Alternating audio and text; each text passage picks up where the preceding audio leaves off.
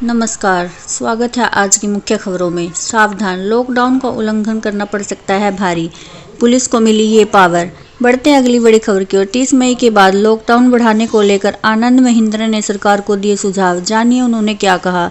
इसी के साथ जानेंगे हम लॉकडाउन में ये 5 चीजें जो भारत में हो गई हैं बिल्कुल फ्री, और साथ ही जानेंगे शेयर बाजार में उछाल से रुपए में मजबूती, 27 पैसे बढ़कर खुला भाव, लाखों में होगी कमाई, मोदी सरकार के लागू करने से पहले जान लीजिए स्कीम।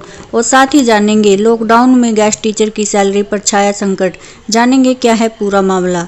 साथ ही जानेंगे कैसे माइग्रेशन कमीशन से बदलेगी मजदूरों की किस्मत।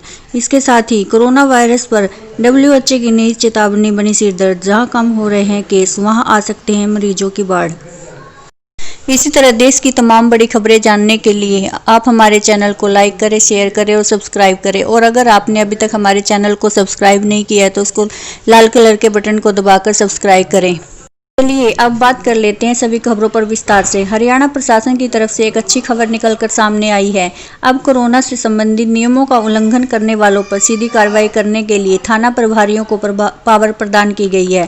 पहले यह पावर जिला अटॉर्नी के पास थी, लेकिन कोरोना महामारी की गंभीर स्थिति को देखते हुए अब यह पावर थाना प्रभारी को ही दे दी गई है। अब पुलिस लॉकडाउन का उल्लंघन करने वालों पर सीधी कार्रवाई कर सकती है।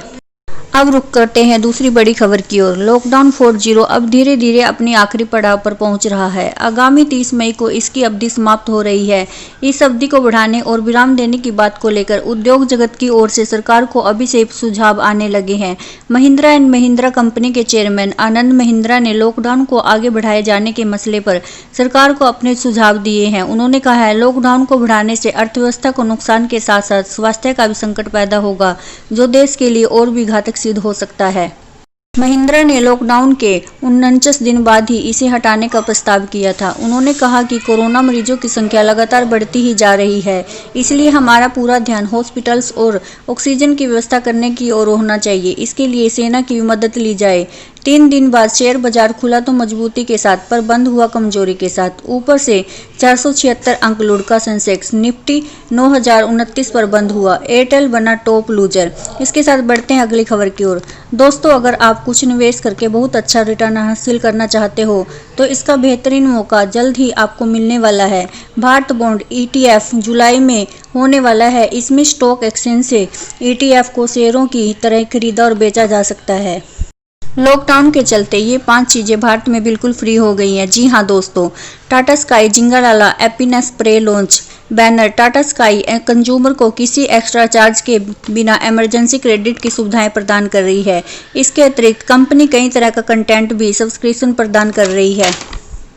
सैमसंग लोगों ने भी अपनी वारंटी डेट को बढ़ाकर 31 मई कर दिया है। सैमसंग ने यह वारंटी अपने अन्य प्रोडक्ट्स जैसे लैपटॉप, टीवी, AC, रेफ्रिजरेटर और अन्य दूसरे प्रोडक्ट्स की भी वारंटी बढ़ाई है।